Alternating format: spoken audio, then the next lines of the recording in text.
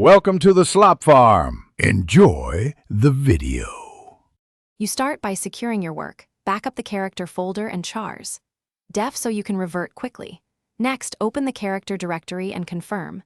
Def, SFF, CMD, and error exist because missing files cause immediate failures.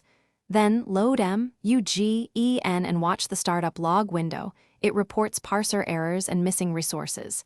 Once you spot an error line, copy it. Make the first change in the def file or file name.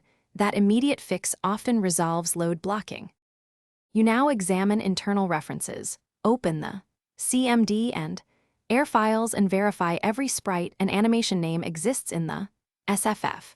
Missing or misnamed entries break animations, so rename or edit references to match exactly. Also, pay attention to case sensitivity if you use Linux or Mac OS. Uppercase versus lowercase matters. Check. Def for correct section headers and file paths. Malformed lines like an extra comma or wrong bracket can stop character loading, so edit carefully and save.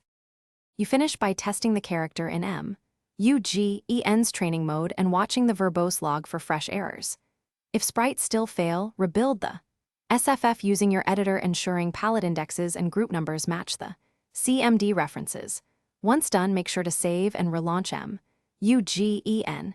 If nothing changes, clear the engine's temporary cache or log files and restart. That common cache issue often hides fixes. If errors persist, revert to your backup and reapply changes step by step. Thanks for watching. Consider subscribing if we helped you today.